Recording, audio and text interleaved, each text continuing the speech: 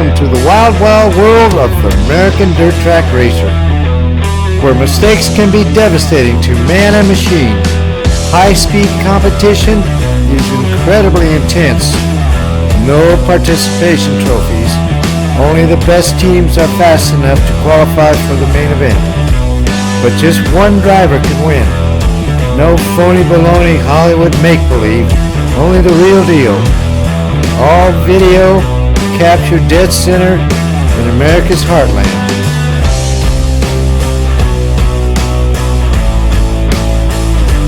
Featuring stand-out, up-and-coming drivers totally dedicated to reach the top of their chosen career.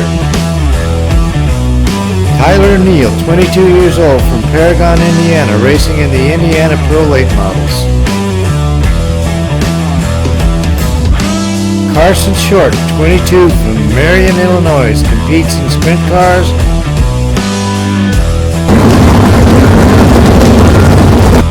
And Josh Harris, 37, from Owensboro, Kentucky, races an open-wheel modified. Also in this series, we visit people and businesses that make up the important American cottage industry we simply call racing.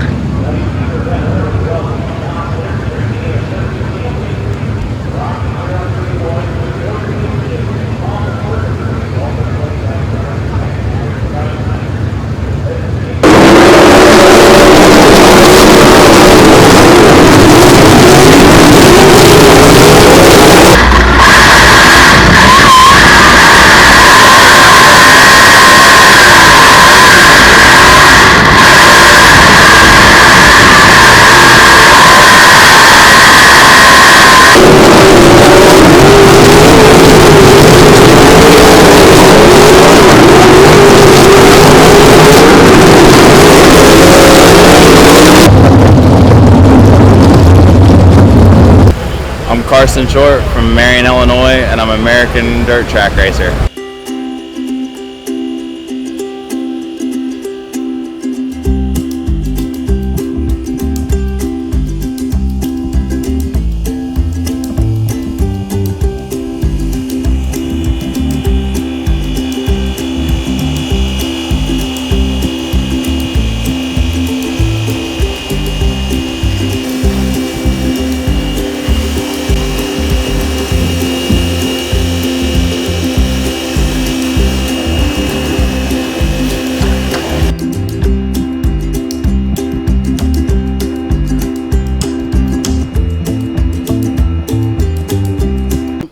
Call me Tattoo. I like to go to the racing. It's awesome sport, I tell you.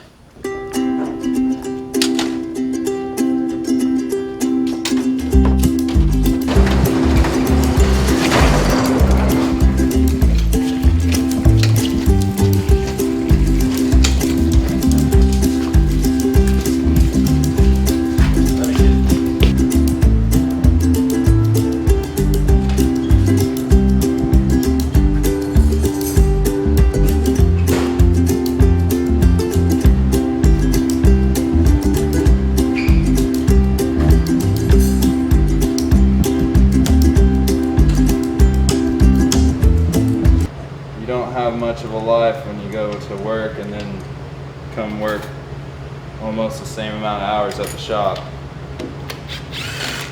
But we do it for a reason. Hopefully one day we don't have to go to work. 870 to the rear wheels on the chassis down there. So this is probably one of our better ones right here.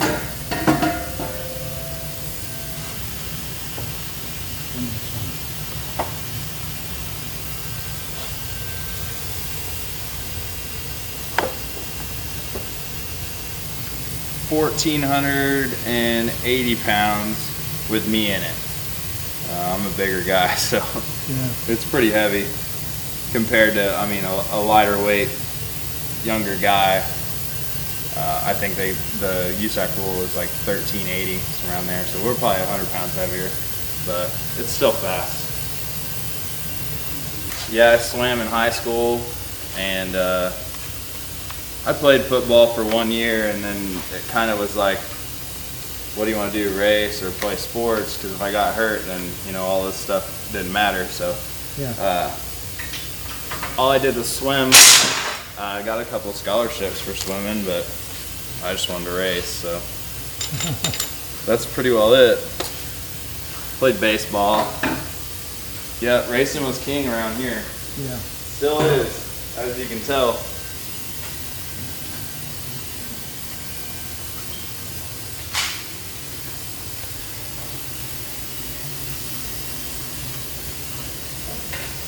This Schaefer motor here is the wing motor, and then this one over here is too. And then this is a non-wing motor. They could all be run either or, but these have roller bearings instead of static bearings, so it's supposed to be hammer down. It's easier on them than per se if I put the non-wing motor in one of my wing cars. For more, I mean, the wing puts so much drag on it, and it's just, you're flat-footed most of the time, so they got to be built a little different than the non-wing motors. Yes, with the non-wing, you have to set the car coming into the corner. You'll let off, and normally it's not just a split second. If the track is tacky, and you know, you can go back to hammer down. With the wing car, if it's tacky and you know you have something to lean on, like a cushion to lean on, you won't lift at all. I mean, if it's a lockdown track, you just hammer down, the wing will carry you around. So the non-wing motors, they don't take as near the abuse as the wing motor would. Since I was probably, I think, 6 months old, I was going to World Outlaw races with my grandparents and my parents. They'd tell stories about me riding in the car seat in the motorhome in the sink. But I would say, like, when I realized I wanted to race sprint cars, I think I was 7 or 8 years old, and my dad took me to Hopsut, actually, it was the first time me being there that I actually could comprehend it. I mean, I'm sure we've went there many a times when I was younger, but just when I got there and just saw the non-wing cars just sideways down the straightaways, it was just raw power, all the noise. I mean, it was just something like, I was like, Dad, this is what I want to do. So I feel like that's where it really clicked for me, where I wanted to race sprint cars. Because I mean, at that age I raced dirt bikes, motocross, and he wasn't. My whole family wasn't really a big fan of it. You know, I would wreck and break a bone or something, and then I'd be out for months. You know, and I think my grandpa, he really wanted to get me, if anything, in a cage or just not racing at all.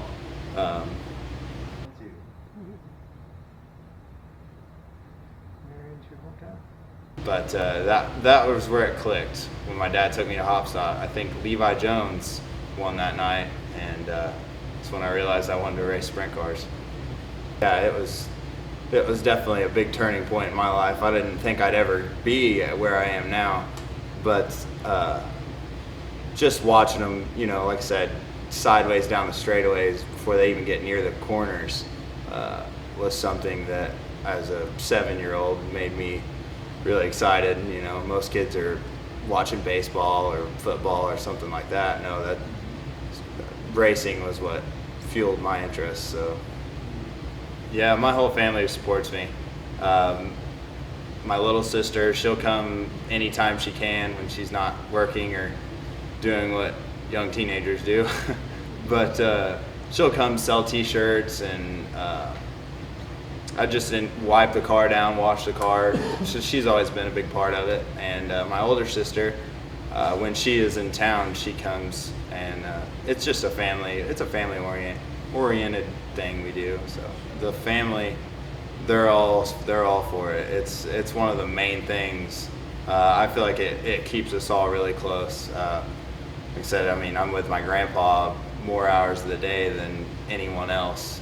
He's definitely my best friend, and I mean, he owns it. He bought this stuff, but he definitely did it for me, and we have such a good time with it. Like I said, my whole crew is my cousin and my uncle, and pretty well everyone, just all family, and we have a great time. Whether we win, lose, or wreck, we're still having fun. So, and then my friends, they support me, but they don't really understand why I spend so much money just to go in circles. Yeah, I started, it's probably a mile from my house. It's Southern Illinois Raceway. That's how it really happened for me, because it was so close. I mean, we ended up buying a car off of a guy down the street, really, and my dad got a car and I got a car, and I think I was 11 when I started running that, just out here in Marion. So, and then it just worked out from there. The goals for the future, I really want to be a bigger part of the wing racing world. I want to race the World Outlaws, essentially. I don't really do it for the money, but if I'm gonna race, I need to survive, I guess. So there's not as big amounts that you race for with the non-wing racing, where the World Outlaws, I mean, you can make a really good living racing that, which that would have to be either a big sponsor come in and I build my own team, or drive for a team, essentially. I think that would be my goal if I ran the World Outlaws, which I do have a career working. The people I work with or work for, they work with me a lot. They know that I race, and they help me out more than they actually probably should. Yeah, like I said, I left work, came here. I worked a 12-hour shift today, and I'll have to work another 12 tomorrow. But hopefully one day I can slide out of that and just race. Right now it's full force. I mean, the asphalt season, that's what I'm in. I work with asphalt, and the asphalt season is the same as the racing season, so it's kind of a busy summer months for me. Yep, we're gonna do double duty. We'll run this car non-wing with MSCS, and the car we're washing outside with the MOA. Hopefully, I don't know, me and Hopstot have some bad blood here lately. Had a few bad wrecks there and had a few wins there, so hopefully it goes well. Tim Parfrey, aka Tattoo. Wash the cars and clean them when we're at the racetrack. Get them spiffed up for Victory Lane pictures. Yeah, I was in Arizona for 10 years. I helped teams out there, and I moved to Marion from Tucson, Arizona.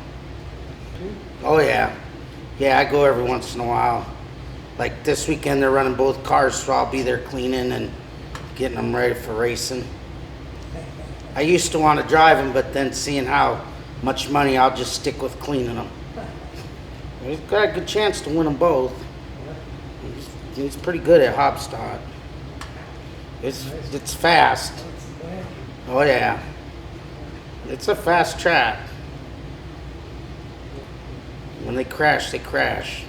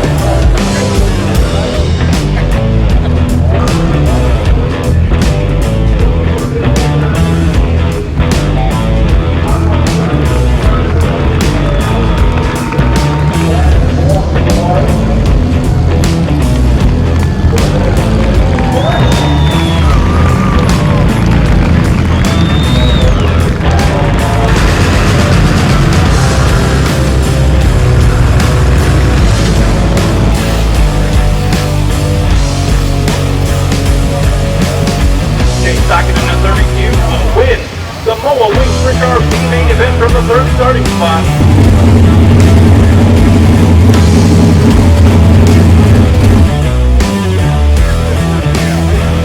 And we're going to move right in on MSCSA name.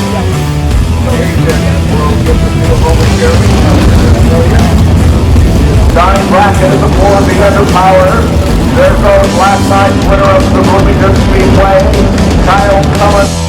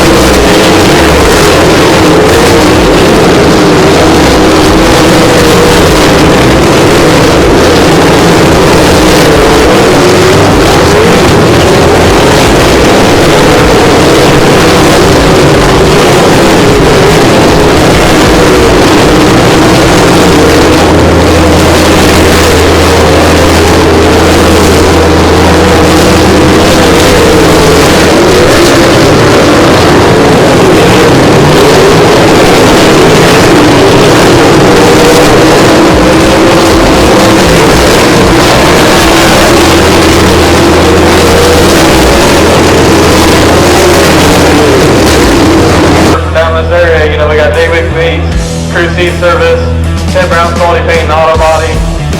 There's a ton of the guys on the side of this race car that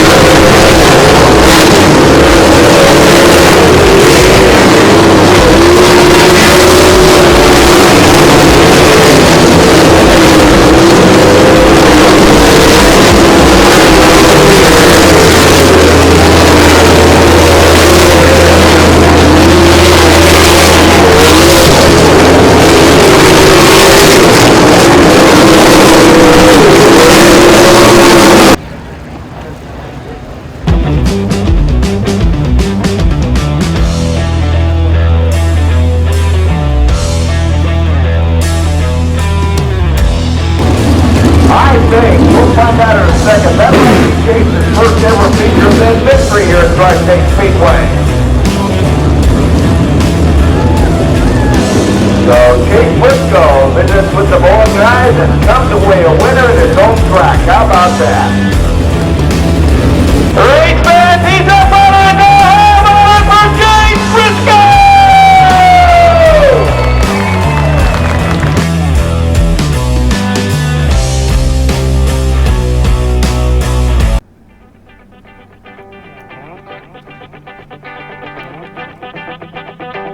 Racing Inside Out, where we meet people and businesses that make up the important American cottage industry we simply call racing.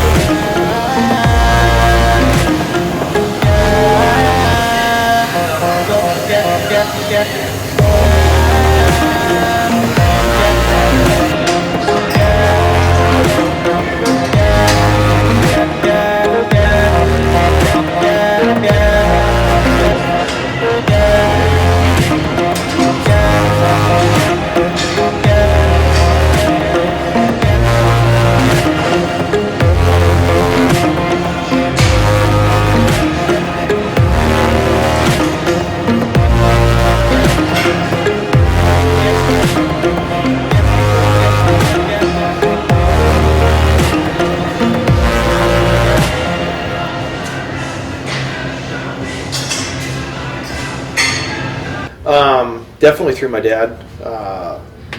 He was always involved, like I said, through drag racing, sprint cars, midgets, through the Indy cars. And I was growing up, so I always grew up in his shop, basically. Just always going to the track, going to the shop on the weekends, cleaning, doing stuff like that. And then, eventually when I got old enough, we got a go-kart when he kind of quit racing full time, and we played around with that a little bit. And kind of took it from there, ran some micro midget stuff, and then moved back to Indiana and started racing midgets and sprint cars, and then kind of started this place. So you drove midgets and sprint cars?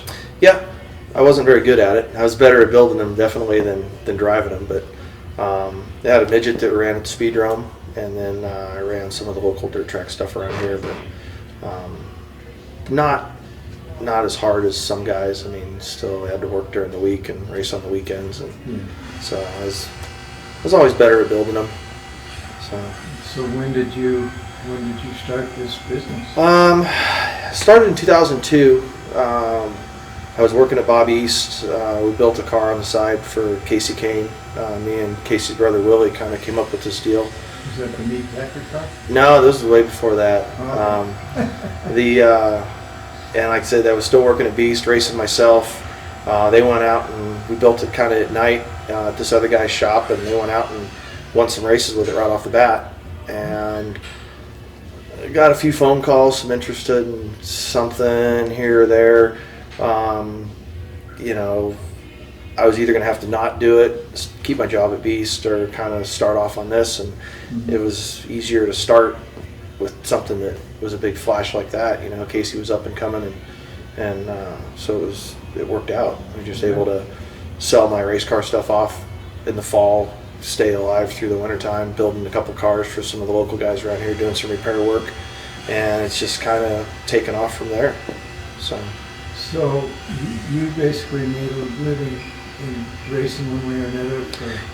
When I moved, when I got out of high school, I worked for several people in Phoenix, Billy Boat, TR Stump. Then I moved back here to Indy, worked on one of the IndyCar teams for a year, and then I went to work at Stealth, building sprint cars and midgets. Worked out there for about 7 years, and then left Stealth, went to work at Beast, and then from Beast I started this place. So I've kind of always been in it. I've always liked the fabricating side of it, the welding side of it. And especially like when I was racing, it was nice to be able to work at a place where you're actually building cars when you're trying to race yourself, because you always need to fix something on the side, or you're always in the mix. So it worked out. Square inch of the car. Yeah, exactly. So I was able to build my own cars when I was racing. You and I know, directly or indirectly, it employs thousands of people. Yep. Nationwide. Yeah, it's and it seems to be growing. We're busier now this time of year than we have been in 5 or 6 years. Usually we've got 1 or 2 cars on order, some repair jobs, maybe working half days Friday, taking Fridays off, going to the lake, kind of getting ready for the build season in late October, November. And right now we've got 18 sprint cars to build and 3 Silver Crown cars. So we've never caught up this summer. And I don't know if it's just the economy. Yeah, and it's strange because car counts aren't up in Indiana. Car counts are okay. We're mid-20s where we used to be mid-40s, maybe 6 or 8 years ago. Mm-hmm. But guys that had 1 car are now buying 2. We're selling more cars out of state. More guys are getting into it. So it's definitely, people feel good about things are themselves. So So you would, it sounds like you would say that there is a growth, Oh, somewhat of a growth. yes, thing there's a going on. growth on our end. I mean, we're selling cars to guys I haven't sold to before. I mean, usually we get a pretty loyal group of customers. I mean, I got guys that are on their 15th, 16th car, you know, so they have, they tend to, once guys come here, I mean, they don't leave a whole lot. I mean, I think, you know, we have good service, good quality parts, but we're starting to sell a lot more cars to a lot more people. So what do you think of this young up and coming fellow Carson Short? he's a gasser. I like him. He's fun to be around. I like his whole family. You know, I mean, racing with his grandpa. I mean, you know, Richard did it back in the '70s. You know, and so they used to race hard, and it's neat to see him, you know, racing with Carson, and Carson, you know, kind of not just having everything just thrown at you. I mean, he works for it. I mean, and so it's good. It's a nice little team. It's a good operation. With him, you know, he's getting better and better all the time with the wing on top, and then being able to jump into the non-wing car. I think it's like racing with the wing makes him faster. Non-wing, 'cause it's almost slow motion, you know. So it's it's neat. You know, they race hard. 18 cars Yeah, there's ordered. there's the list up there. So it's and it's growing. So, but we just, you know, like we just hired another guy. So we're up to 3 full-time employees, including myself, my dad. I mean, he's more than part-time, but not full-time all the time. I mean, he's retired, so he comes and goes when he wants. Yeah. But I mean, we're busy. I mean, you know, if we could build 3 cars a week, we'd try. I mean, because there just never seems to be enough time. So where you peaked out at about 2 cars a week? Right now, we're 2 cars a week. We're doing enough. We build enough to do 3. Sometimes you might get the 3rd one stood up and to get welded up the beginning of the following week. Then we'll do like a run of wing cars, then we'll go back to some non-wing cars. So it's 50-50 as far as what guys are ordering right now. So, but it's, you know, I'm always nervous September and October, because you're always waiting for the other shoe to drop, and it's like, okay, this is going to be the fall that nobody buys anything, and you know, and you're going to be sitting around with nothing to do, some repair jobs, you might sell a few parts or do something, you know, but you know, right around usually in the middle of August, it's always been like, well, what are we going to do? Who's going to buy some cars before the season ends? Who's going to put an order in early? You know, it's always in the back of your mind. Yeah. And man, I'm already thinking we're going to be in deep trouble in November. You know? Is that typically when people start ordering? Yeah, we'll get some guys that you'll get some guys that get a jump on it early. They'll put some money down on a car September time. Some, you know, end of September, they want to pick it up maybe before Thanksgiving. Some guys want to get it powder coated, get it in their garage before the snow starts flying, and you know, get everything situated on the bench so then they can just go out there and turn the heater on and tinker with it all winter long. And then you get some guys that wait until the snow thaws, you know, and in March they're calling looking for a car. So you get all types, but there's usually, you pick up 3 or 4 guys in the fall, and now, you know, those are the kind of guys in the past you're kind of waiting on, and you know, doing some special projects, outside work and stuff, just to kind of keep the guys going. But now we're buried. So I mean, we were busy last winter. We were 15, 18 cars behind since October, November last year. It was a rush, and we never could catch up. And when we get the frames built, we couldn't get fiberglass in time. And when we get a run of fiberglass, then we couldn't get bottom rail material, or then we were waiting on this or waiting on that. So it's always something. Molly. Yep. 4130 chromoly. And So has to be specially hand welded with we Healy arc it. You know, and then like I said, we take our time when we weld it. We try to, you know, not rush it. Just because we're behind doesn't mean you can cut corners. Right. So we still try to. I mean, we hand fit every piece of tube. We hand drill everything. I mean, it's still a craft. Yep, everything's handmade, and we've got it down to where we can. you can do 3 or 4 at a time, and we've got enough notes to where you can cut and notch a rack full of tubing before you start fitting it up on the side table and the stand-up table. So we've improved it enough that way where it doesn't, it's not such a long drawn out process where you just build one part at a time. We're able to try to build 6 or 8 at a time. But then you can only do so much because, you still have to get cars out the door. You still got to hang bodies on them. You still got to build axles and Nerf bars and bumpers, and so it's Now, if a guy wants a car just a little bit different than your standard, and that happens a lot. I'm sure you've got like a standard chassis. If somebody calls and says, I want a non-wing car. But if somebody that's got maybe a lot of experience or something says, I want to try a little different this year. Yeah, there's guys that do that. Some guys want pretty much, everybody's got the same basic stuff. Some guys run a wing car, non-wing. Some guys will stay with the normal non-wing car. Some guys want to move the motor around a little bit or change the shock tower location depending upon whose shocks they use. But you don't get too many weird creations. We'll move the steering gear forward and back for a guy who's really big. Like Carson, we move his A-frame back, move the steering gear forward, and then we actually raise the top of the car a little bit for him just because he is so tall. Yeah. So we do some custom stuff like that, but there's still a list that you got to check all the boxes on what you want. You still allow the guys to be a little creative, So.